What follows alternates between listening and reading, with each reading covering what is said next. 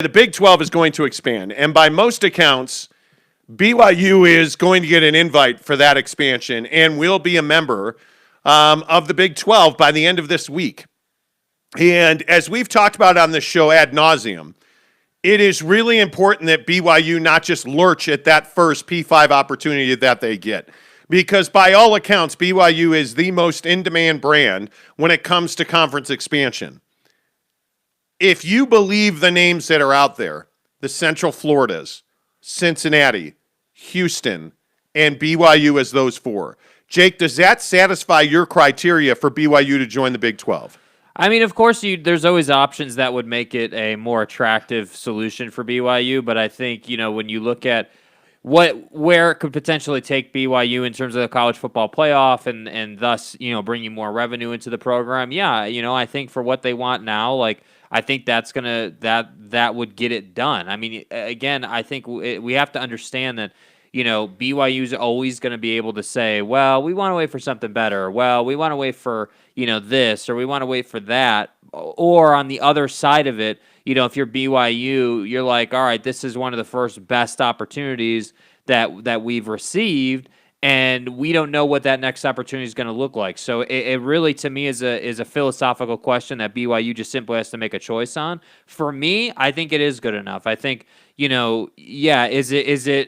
it Texas and Oklahoma with BYU? No, it's not. But is it an opportunity for BYU to, sort of launch themselves into college football playoff opportunities and again, bringing more revenue to the program? Yes, I think it is. And so to me, I think it is good enough. I think that they would take advantage of this opportunity. Well, and I think more to the point, I think this is the right opportunity for BYU. And we've talked, I feel like for weeks now, about what the criteria needs to be for BYU to, without question, accept a bid to the Big 12.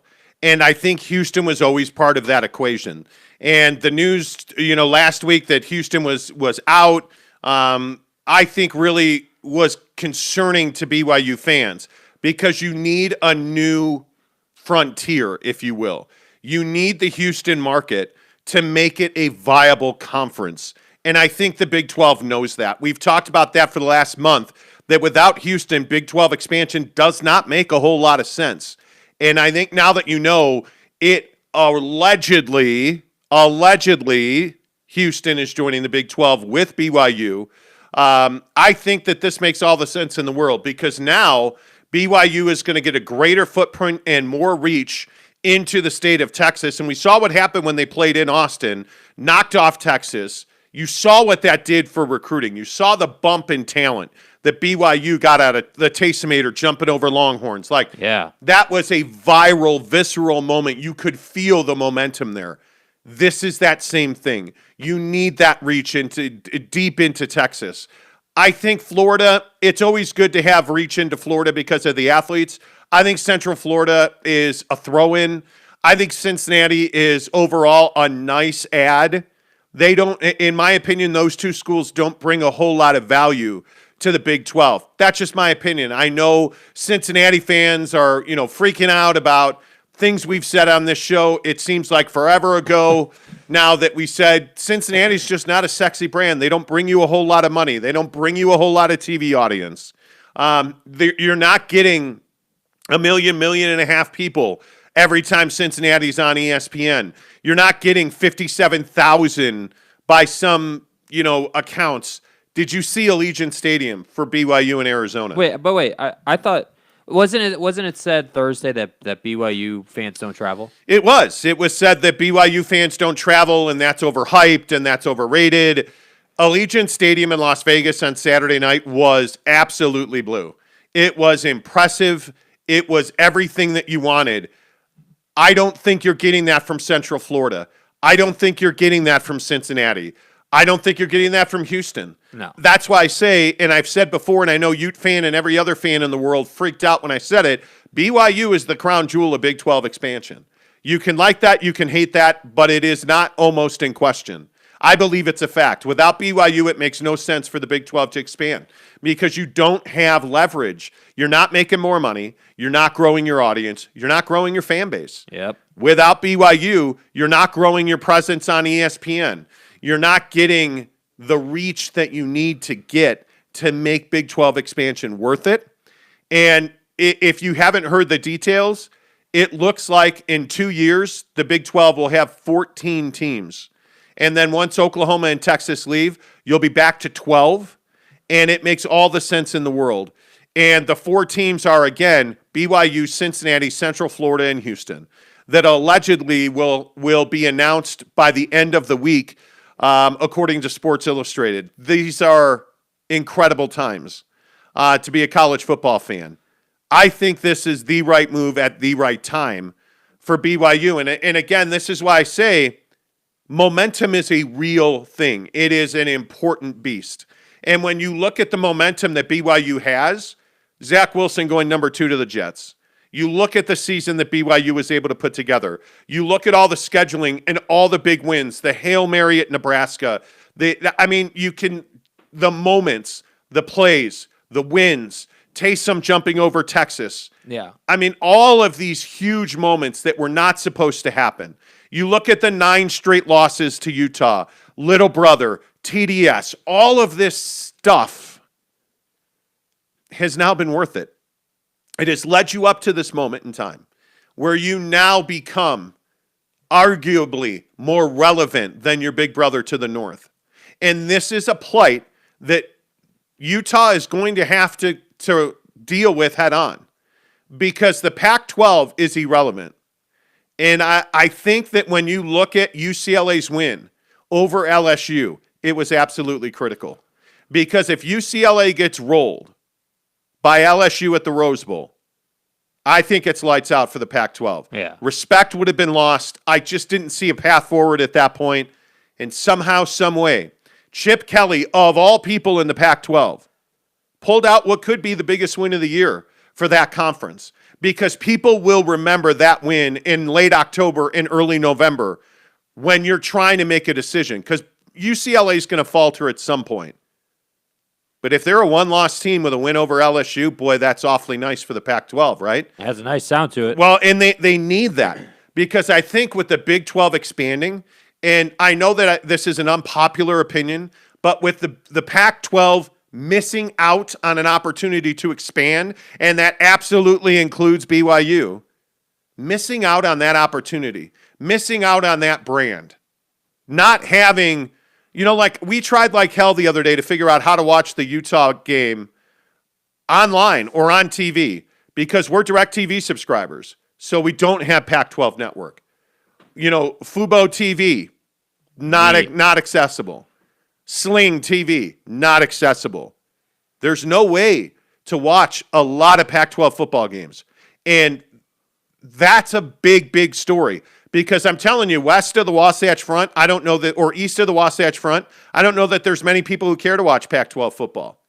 And west of the Wasatch Front, I think there's a lot of people who don't have access to Pac-12 football. But that's all they would watch if they did. Yeah. And the other thing is, that's why you needed BYU in the Pac-12. Yeah. Because what does that do?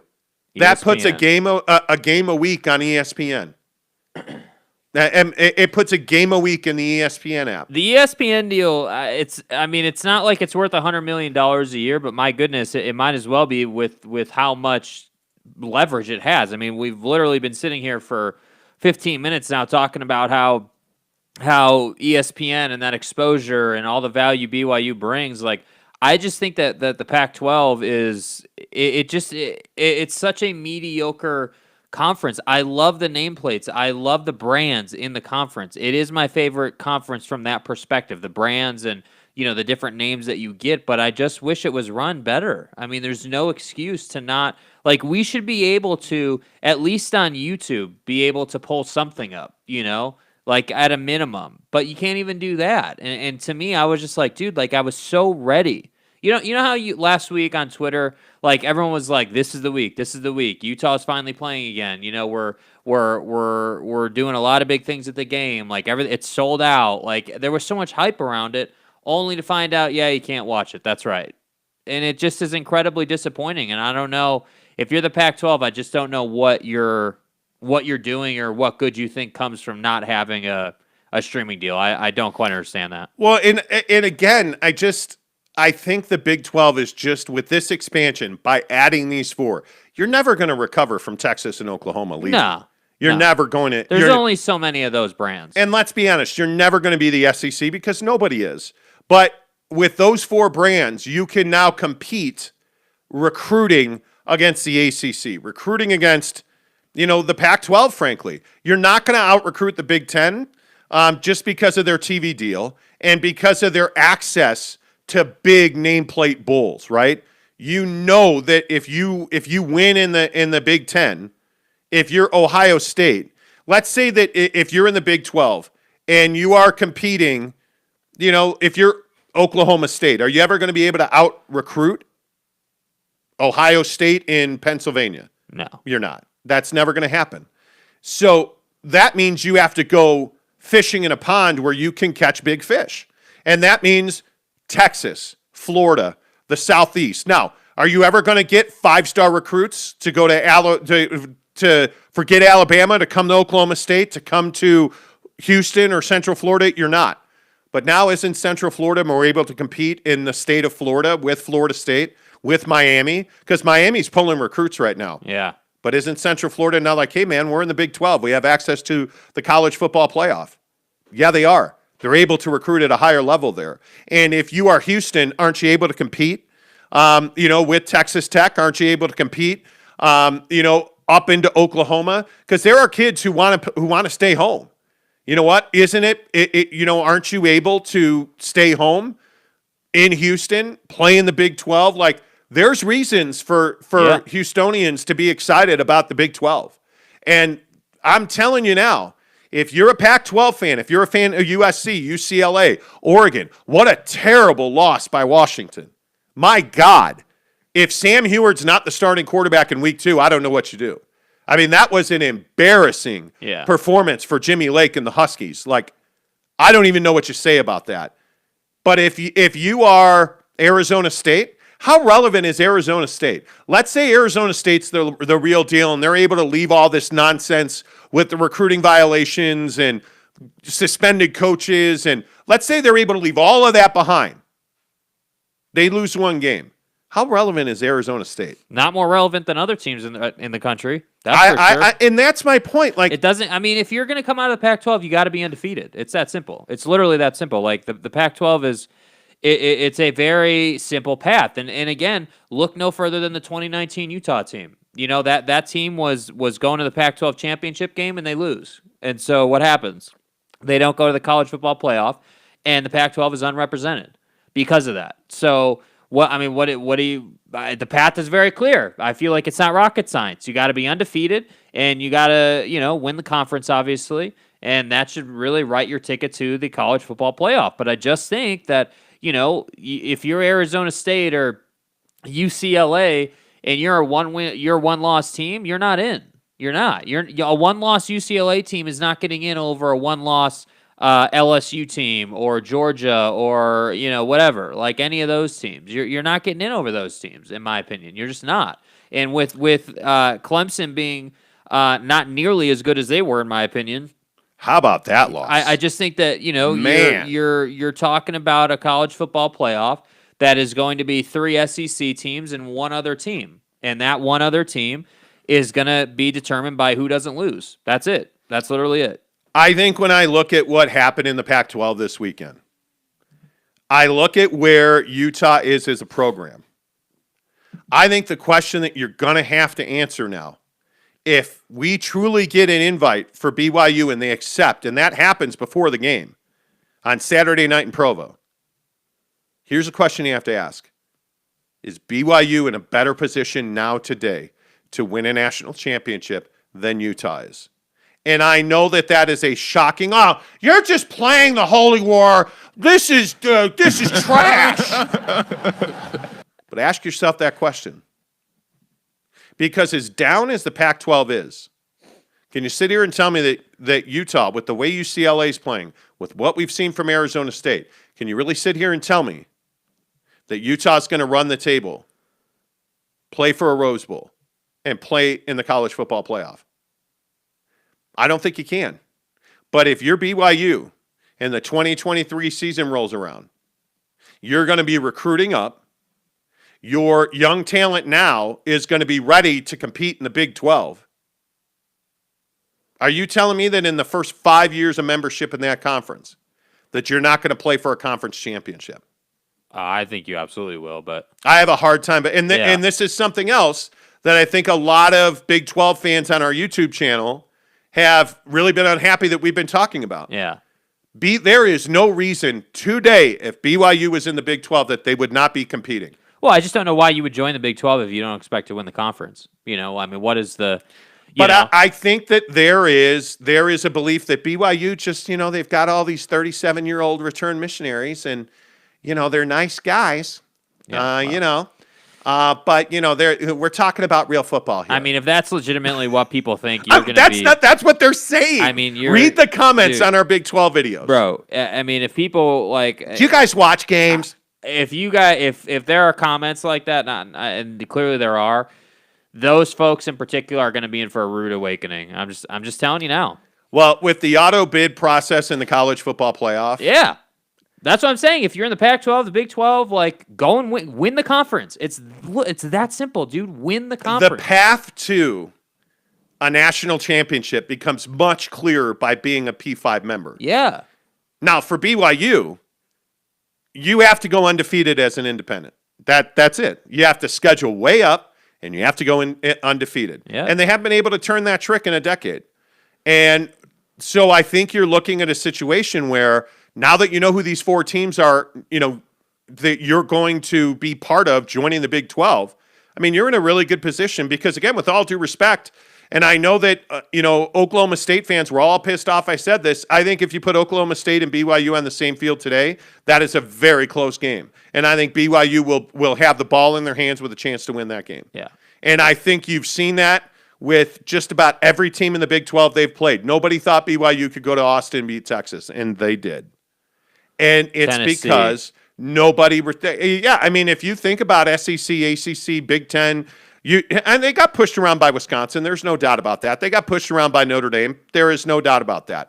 This is not that BYU football team. Yeah. With all due respect to Bronco Mendenhall, this is Kalani Sitake's football team. And there's going to be sort of an awakening with the program. I mean, when you join a P5 conference and nobody really watches BYU football, in terms of the people that are in that conference, I think that there's this natural process that plays out of oh, wow, okay, so BYU is a lot better than we thought. And I think that process just takes time. That's just all that is. All right, let's get into the comments section a little bit. Kenny says, morning, lads. Dane says, morning, boys. Kenny says, it's officially unofficial. BYU is in the Big 12, correct? Gabe Ledley, good morning, too. He says, morning, my guys. Can't wait to hear about Yellowstone. Being in nature is good for the soul. Oh, it so is. It's soul is. Stevie says, Jake. Yeah. You look disheveled. What happened to your hair? Yeah, I took a shower last night, and my hair just had a mind of its own today, and I just was like, nah, I'm good. I ain't here for that hair fight. I'm good. Brylark says you guys are 10 minutes late. I was promised 6:30 in your vlog. Well, never mind. Brylark? Nope. We're terrible people. Kenny says BYU fans are everywhere, largely due to the connection to the church. Well, yeah, I mean that's the thing that nobody wants to talk about. Oh, we can't have them damn Mormons in here. They won't play on Sunday. Well, but they have a huge fan base. We got to get them damn Mormons in here. You can't have it both ways. Yeah. The church absolutely comes with some stipulations. There's no doubt about that. Yep. But it also comes with tens of millions of football fans around the world. And that's why BYU has a continuing, renewed agreement with ESPN. Yeah. And so there's some things you love, and this is about everybody. There's some things you love about Cincinnati. I don't know what those things are because there's nothing for me. But I mean, everybody's got some baggage. Nobody cares who you are because you're Cincinnati. And, nobody even likes the Reds. Anyway, Brylark says, Kenny, there is no connection. BYU is the LDS church. Kenny says, Brylark, you know what I meant. Brylark says, Kenny, yeah, the cult is everywhere. Well, cult of personality too. Josh Lovren says, but the Rose Bowl is the big ticket the Pac-12 wants. Forget the Natty. Well, but, I think the Rose Bowl is one of those games that if you don't make it to a national championship, if you don't play and if you don't get into the playoff, if you're able to play in the Rose Bowl, that is a really good consolation prize. Like the Rose Bowl is kind of a big deal. But it's not the national championship, and it's not. Hey, the Pac-12 is relevant nationally, and that's really the conversation. I agree. Teddy Wayman says, morning, what's up? Matt says, this week just solidified how far ahead the Big 12 is than the Pac-12. The Pac-12 is not even close to Big 12 facilities and fan support. I would agree with that. And the university I would point to in the Pac-12 that just bears that sentiment out is Cal. Cal has a beautiful renovated Memorial Stadium and nobody goes. It is a massive football coliseum and nobody goes. And what's to go for? It is. And I look at like the Bay Area as far as football goes. The Bay Area is a great college basketball market. From the WCC and St. Mary's to Cal to Stanford, it's a great college basketball market. The Bay Area is not a great college football market. Cal Stanford is not the rivalry it once was. David Shaw and Stanford have such a unique set of circumstances. It's tough to fill that stadium. Even for Notre Dame, it is tough to fill that stadium at the Farm. I look at, the Pac-12 is not high on passion. You have a great rivalry in UCLA and USC. USC football is a rite of passage. With the band and the pageantry, but how many UCLA USC games are there?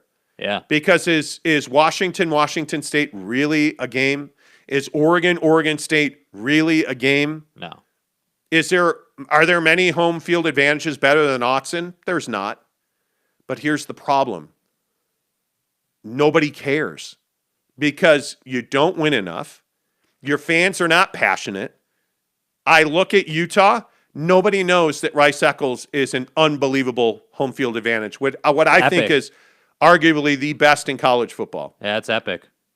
Nobody knows that. Nobody knows how good the tailgating is in Salt Lake City. Nobody knows. The pig bus pulled up a day before the game, dude. The lack of a TV and rights deal in the Pac-12 is crippling their brands. Yeah. And which is shocking because you are in Silicon Valley. It's not like you're in the middle of a desert, dude. You have resources. You have Apple, Microsoft, Google, which is YouTube. And you have every major streaming and tech brand in your backyard. And you still can't get it done. And you've done nothing with it. And that's why I say when we talk about, you look at good, not great. Washington football is good, not great. Yeah. I look at Oregon. Oregon is good, not great. USC, UCLA, Utah. Yeah. Good, not great. Yeah. The passion that lacks in the Pac-12 is crippling them. There's no doubt about it. I look at our time in Phoenix. Speaking of Lopes fan Gabe, why will Arizona State want to avoid GCU for how many years? Because they didn't want to have. It's got to be at least. It's got to be going on a decade at this point. Arizona State didn't want to come to the house that Jerry built and try to win a basketball game. They didn't want to die. And you look at, again, Arizona State, Arizona is the Territorial Cup. Yeah. Nobody cares. Oh. 70-7. Nobody cares. Herm Edwards in Arizona State, great story until they couldn't recruit within the rules. Not the first time in the state of Arizona. I look at that, and that's my point. Like, the best basketball brand in the Pac-12 is now crippled by a scandal. Yeah. Arizona, you know what? The Pac-12 is just fucking broken. Yeah. And there's no way to fix it. Dumpster fire, dude. There's no way to fix it right now. And it's a shame. It honestly is a shame because I do think that if they if the Pac-12 operated on the same level as the SEC, I honestly think they'd be the best conference in the country. But they just aren't. They just don't, and I'm not sure they're capable. Comment dump. Sorry about that. Matt says, Josh Lovren, what's up, Coach? He says, wouldn't BYU need to go undefeated in the Big 12 like Utah would have to go in the Pac-12? Yes. They have to win the conference. Yes. I don't know. Is that 2 losses? Is that 10 losses and 2 wins get you to a conference championship game? I don't know. I have no idea. But what I know is there's an auto bid in place. And what I know is that, yeah, you probably, to win the Big 12, you're probably going to have to lose 1 or none. The Pac-12 does not require you to go undefeated. That conference in football especially beats the hell out of each other. Yes. Which, by the way, the flip side... Another conversation. The flip side of this conversation is basketball. What does now, you want to talk about something that Cincinnati brings to the table? Basketball. You look at what they're adding basketball-wise. I don't know how many people... And we won't know for sure. I mean, is BYU bringing all their sports to the Big 12? I would think so.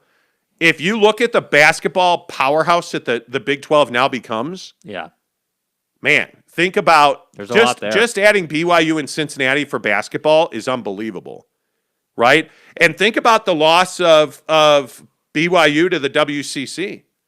I mean, that's a big loss for that conference. I mean, I think BYU will never be in a better position to get themselves a seat at the table. And that's the thing. Like Never. It feels like it's almost like it's like they've finally come into their own as a person in life, and now they can do whatever they want to do because they've built all this great stuff. And now they're just like, it's like you're at the table, and do you want to do this or don't you want to do this? And obviously, I think it's pretty clear they do want to do it. So, I think the whole question of, is it just football? Is it everything? Is it football and basketball and not everything else? Like, I think all of those things are definitely relevant questions. And I think that, football is the sport that matters. But, when you're sitting at the table with all these, head of the schools, they're obviously going to be talking about all the sports. So that'll definitely be interesting.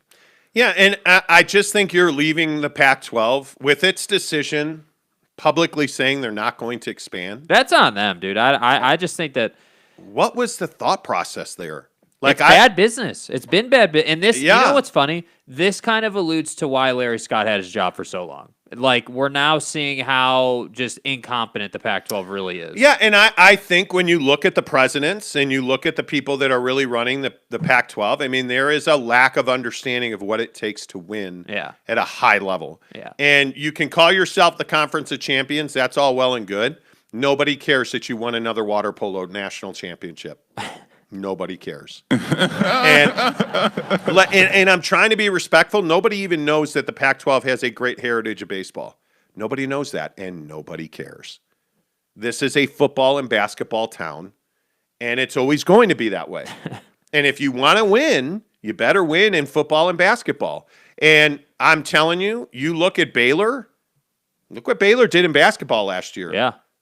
I mean, you're not a better basketball conference than the Big 12. The moment this is announced, the Pac-12 is not, and I dare say, once this is announced and then the teams actually join, which most people believe will be in 2 years, the Big 12 is a better conference than the Pac-12. Yeah. Even without Texas and Oklahoma, which is saying something. They're a better conference than the Pac-12. And my question is, who's the first one to pull the ripcord on the Pac-12? Is it USC? Who is it? Because, by the way, the unspoken is, what happens when OU and Texas leave and actually go to the SEC?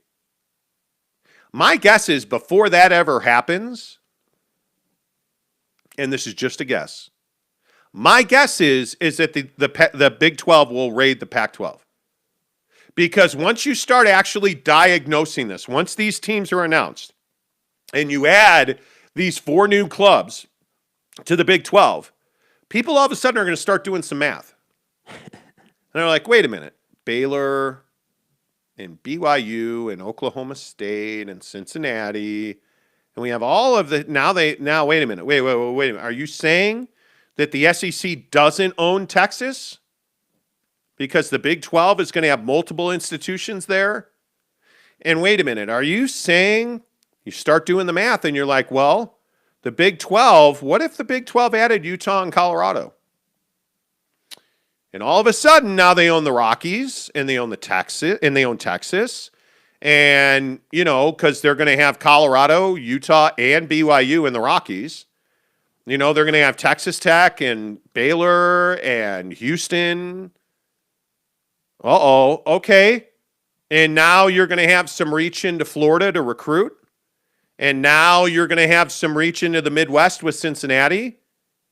Now all of a sudden, it's not so crazy that all these teams in the Pac-12 might be looking at the Big 12, might be looking at the SEC.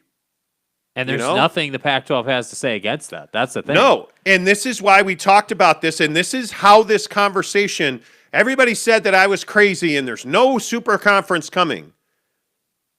BYU has always been the tipping point for the Big 12 to turn into a super conference. Because I will still maintain today, the same thing that I heard 4 years ago that we're hearing now, is that ultimately there's no way for the Pac-12 to sustain itself if they lose just one school. Because if they lose one, they're going to almost certainly lose two. Because let's say Utah leaves, there's no reason for Colorado to stay, and not many people want Colorado to stay in the Pac-12. Yeah. Right? If USC leaves, what do you say to UCLA? Because aren't they a package deal? I would think they are. And after that, the brands you really want there are Washington and Oregon because you want the Nike money. Right? You want the Oregon-Nike relationship in your conference. There's no doubt about that. But does it make geographical sense that you would have Oregon in the SEC or Oregon in the ACC? It makes no sense. But if you have a super conference that merges the Pac-12 and the Big 12, it's made sense for 4 or 5 years. Yeah. Now going forward, are you telling me, by the way, that you think the SEC's done with Texas and Oklahoma? You're high. Because I'm telling you, Florida State and Florida State and Clemson desperately want to be in the SEC. I just think that at the end of the day, if you're the Pac-12, all this can be avoided by just being better. Just be better, execute. But I think they're at their ceiling because they don't. There was all this talk about listen. We're all master's degreed up, and we're doctors. Better fucking execution. Yeah, we're PhDs, and we put out lawyers and actors and accountants and physicists. Congratulations, but that's bullshit. We don't know how to win at athletics. That means we got to sweat. Well, let's talk about the science of sweating. See, no, let's not. Because the Pac-12 doesn't care if they win. Yeah. That's the problem. They more care about Oscars and Emmys at USC. They more care about laureates and science at Stanford. This is this whole thing about, BYU can't get into this conference because of they're not a research institution. Well, it turns out when your researchers are crawling up the asses of cockroaches looking for bacteria, it doesn't really help you win football games.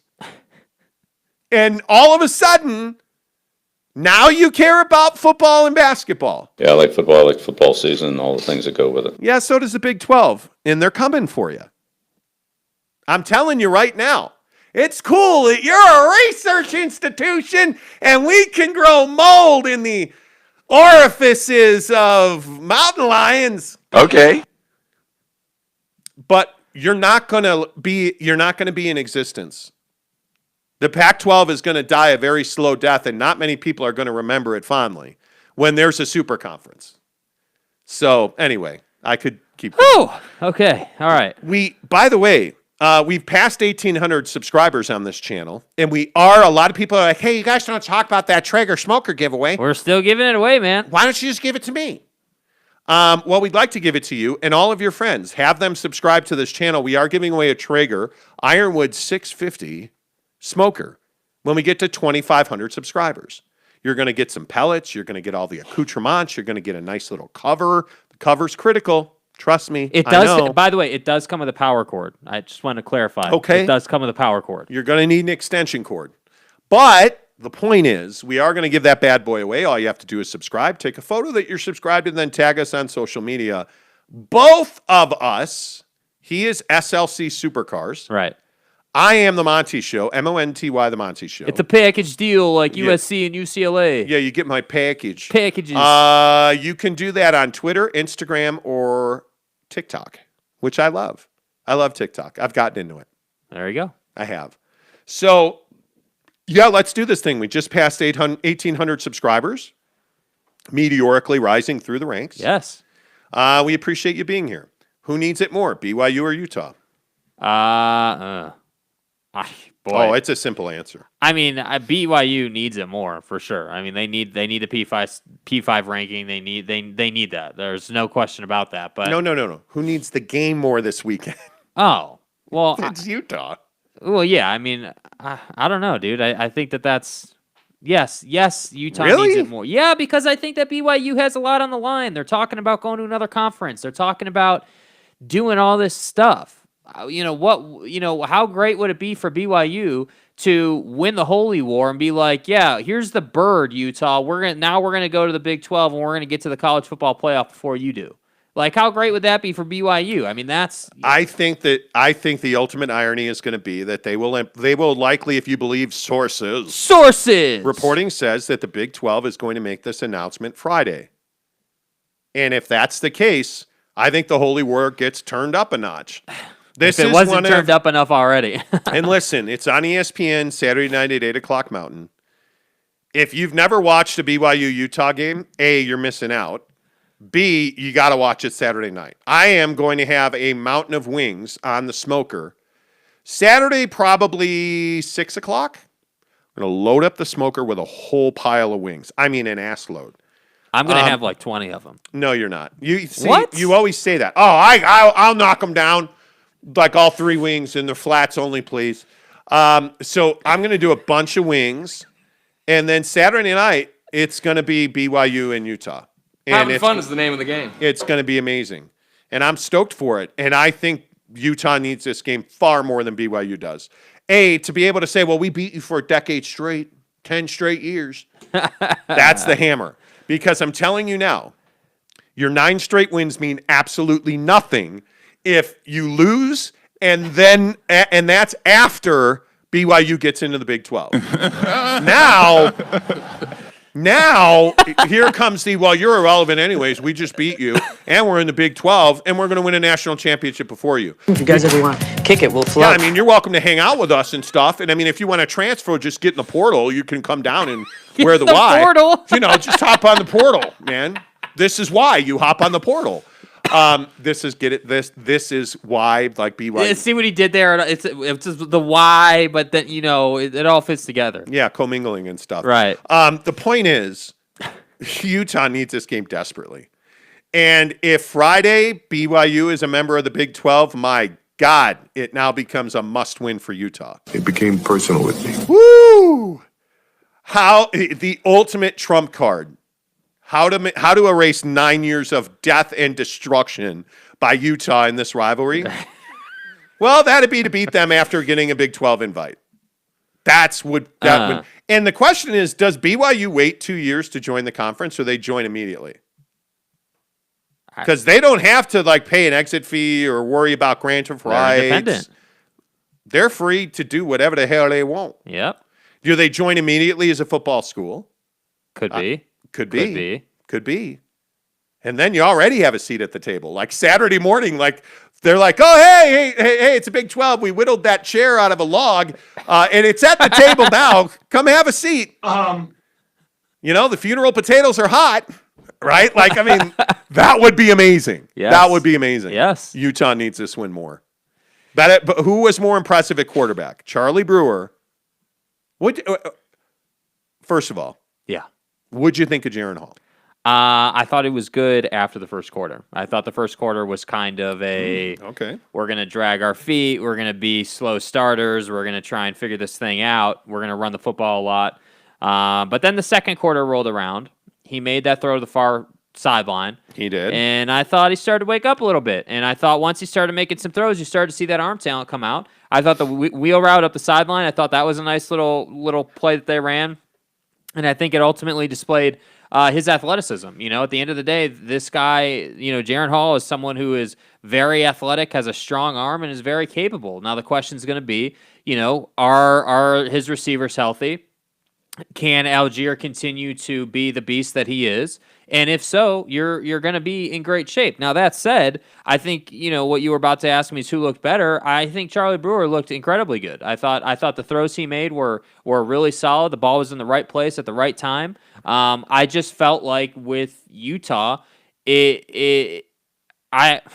I guess I expected them. It didn't feel like you kicked the living hell out of Weber. That's the thing. Like, I get that Weber's better this year, and they're better than anyone gives them credit for, but I don't give a damn about that. It's Weber. You're Utah.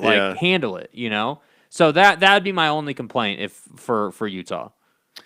I think Charlie Brewer looked much better. Yeah. I actually thought he was as advertised, which when you bring a new guy into a program like Utah and all we heard about was, 1 million yards and 5 trillion touchdowns he threw at Baylor. He actually looked really good. I thought his ball placement was great. His decision-making was good, and that doesn't mean Jaren was bad. I think you're right. He had some nerves. He got rid of that. I thought the run up the sideline was great. I think the thing, if you're BYU, that's so exciting is the Pau, Hill, Chris Jackson looked really good. The thing that worries you a little bit is the injury factors, the injury implications coming out of like those auto ads are terrible. Dude, ESPN is full of them. Coming out of the Arizona game, you have some injury concerns. We'll see what the Nakua brothers look like going forward.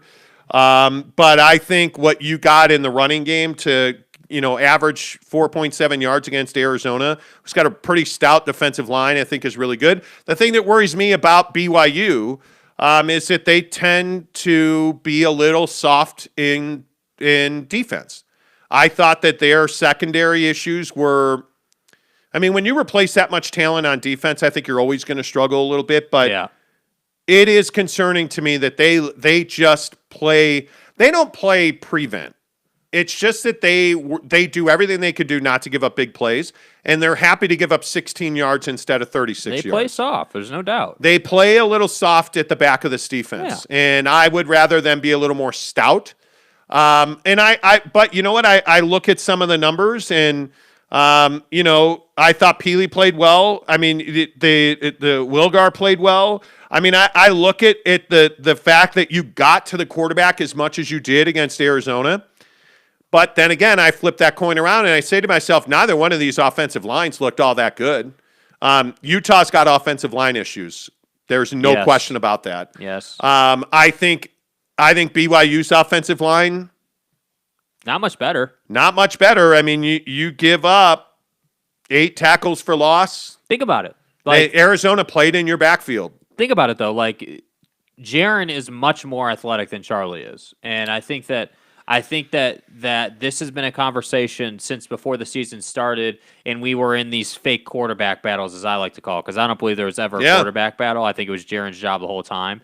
But that's one of the biggest things he has going for him, and I think that last year, if you watched Zach Wilson at all, you saw there were a lot of times where he had to scramble and find that opening in the play where he could stop on the run and just fire that thing down the field. And I think we're going to see a lot of that out of Jaren this year. Now, I'm not sitting here saying that the BYU offensive line can't be productive, but I just think overall there's a difference between having that dominant offensive line that can really give you a lot of protection, open holes up in the running game, versus having a mediocre line like we have in both of these programs that is kind of there, but most of the time isn't. And I think, frankly, coming into Saturday in the Holy War, that's going to be something to watch. We're sitting here discussing how you have two, what I would say nicely is two average offensive lines. They're not horrible, but they're not great either. They're not great. So, average is what I would go with. You have two average offensive lines. Who's going to execute better? Who's going to make that play at the quarterback position versus who's going to throw that interception? I literally think that's what that game is going to come down to. It's interesting. Like Shakai Shimayumama. Sorry, I can't pronounce names at all. Who the fuck are you? Every day, almost on the hour, we get comments on the Big 12 videos. He says, credit to you guys. You've been saying BYU to the Big 12 for the last 12 months. And, he went on to talk about basketball's critical. They have to join by all sports. But I appreciate that you've been spot on. I don't think that this is like some national security issue. Anybody that didn't believe, but listen, we've been saying this for years. Back to 2015 when we left Salt Lake and moved to Arizona, we broke the story that BYU was on the cusp of getting invited, and then this whole Texas wanted a super conference thing happen. BYU is a weapon of mass destruction in college football. Yeah, right. I mean, it's just been elusive. So yes, I'm happy to take credit that we've been on this big BYU to the Big 12 Is this thing. like a life cycle in our show? I think it is, but because the thing that stands out to you is BYU is very valuable, and so when you talk about Utah versus BYU, I absolutely think a win for either one of these teams, and I get all the DMs saying that BYU is going to make an announcement in the next 2 days. Hey, that's cool. Yeah, hey, It becomes a massive game. And I think when I look at the big question is Gunnar Romney for me. Yeah. Is he out for the year or not? He's certainly not going to play anytime soon, it doesn't look like. And this is why I'm saying the wide receiver room's a problem. It's a problem. You've got to have health there to be successful. The Nakua brothers? Yeah, absolutely. Dude. Yeah. I'm telling you now, like, you don't be a bust because they need you. Let's get some of your comments in here. Matt says, Big 12 fan here, go BYU, make a statement. The Big 12 dominates the pack. Tanner Plummer says BYU might join the Big 12 in 2023. The reason why is because there's one report saying that BYU is playing Notre Dame in Vegas in 2022, but we'll see. That doesn't mean that you have to cancel all of your scheduling. I mean, you're going to have to rearrange some things. There's no doubt about that. This just in, BYU is going to make an announcement at 12 Mountain Time. NPS 24 says. Today? That'd be awesome if it happened today. Chris Morris says, Brewer is fun to watch. The kid is tough as crap. Yeah, that's the other thing that I think nobody talked about was Charlie Brewer took some hits in that game. Yes, he did. I mean, I'm telling you, Weber is I would be stunned if they were playing for an FCS championship. I mean, what he's done there is amazing. They are really a hard-headed, tough football team at Weber. MPS says, I'm friends with the ad guy at BYU. He said they're going to make an announcement at noon. Well, I hope they do. I mean, sources. Yeah. Jordan Crabtree says, I went down to the game in Vegas, had an incredible stadium, great atmosphere. Again, dude, the BYU crowd Saturday night at Allegiant was unbelievable. I mean, it literally was unbelievable. Blue, like entirely blue. Yeah. Insane.